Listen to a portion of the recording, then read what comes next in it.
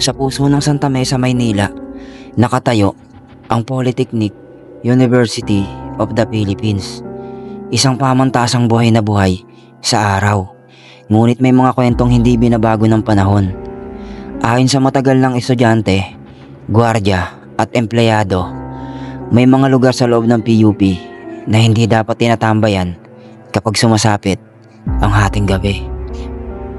May mga pasilyong bigla na lamang lumalamig, mga silid na may maririnig na yabag kahit walang tao, at may kwentong minsang ibinulong ng nakaraan na hindi pa rin natatahimik. Ito ang ilan sa mga kababalaghang nananatiling bahagi ng anino ng PUP. Ang una, ang White Lady sa Freedom Park.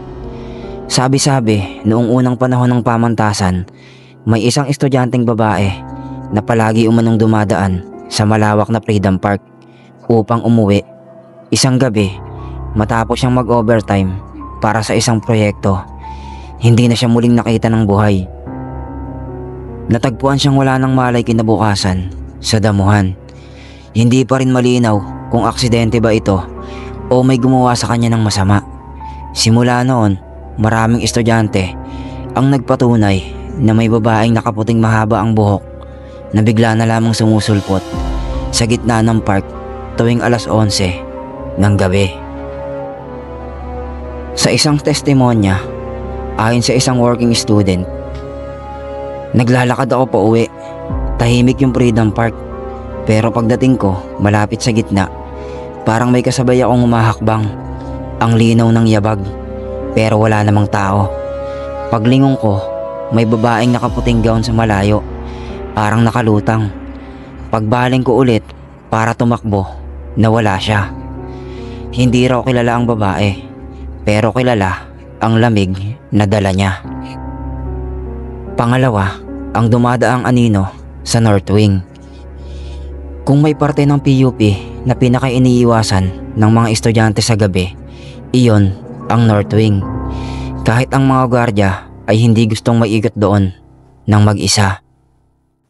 Dito raw lumilitaw ang itim na anino na dumadaan sa dingding.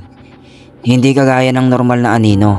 Ito raw ay makapal, malinaw ang hugis, at madalas ay mabilis dumaan sa gilid ng mata. At kapag susundan mo, wala namang tao. Sa isang insidente, isang gwardiya ang nagkwento. Nag-iikot ako mga bandang 12:30. Pagdaan ko sa pasilyo, may nakita akong aninong tumawid sa kabilang koridor. Sinundan ko. Akala ko estudyanteng nagtatago, pero nang buksan ko ang pinto ng classroom na pinagdaanan niya, sarado lahat ng bintana at walang kahit sino man. Nang tingnan ang CCTV, may gumuhit na itim na hubog ng tao sa koridor, pero walang katawan, walang muka at walang anumang detalye. Ang ikatlo, ang bata sa laboratorio. Sa lumang science laboratory building, may kwentong paulit-ulit na lumalabas. Nawawasak ang katahimikan ng gabi dahil sa tila pag-iyak ng batang babae. Ayon sa ilang alumni, isang batang na-aksidente daw sa biology lab noong dekada 80, anak ng isang empleyado sa campus. Hindi na raw nakaligtas ang bata, at mula noon may naririnig na pagsigaw ng iyak sa tuwing sumasapit ang alas 2 ng madaling araw. Ang kwento ng isang janitor. Naglilinis ako sa lab. Ako na lang mag-isa.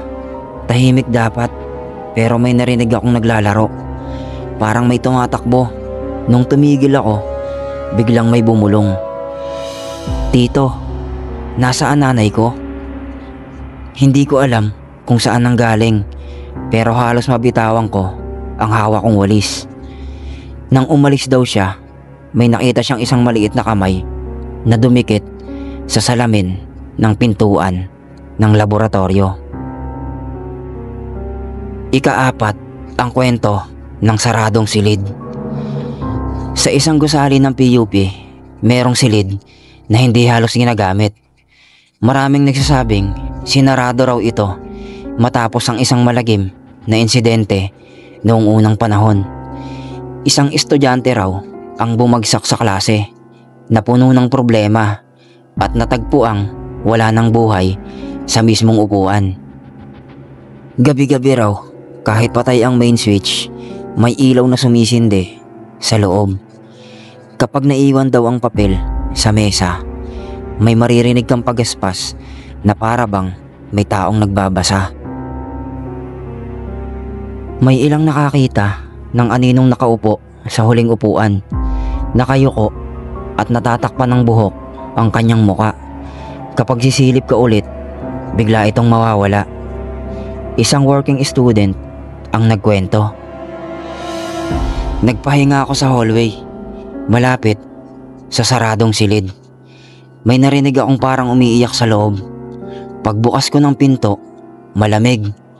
Tapos nakita ko yung upuan, unti-unting gumagalaw. Akala ko hangin, pero sarado lahat ng bintana.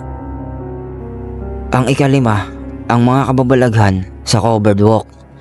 Sa covered walk ng PUP, ang mahaba at madilim na daanang may mga lumang poste. May mga kwento ng biglang paghahawak sa braso kahit walang tao sa paligid.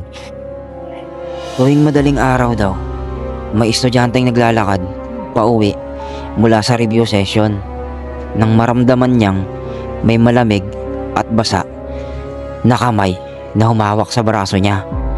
Paglingon niya, wala naman. Nang tumakbo siya palabas, napansin niyang may itak na nakatusok sa lupa malapit sa isang poste. Lumang-luma, may kalawang at tila ngayoy wala nang may-ari.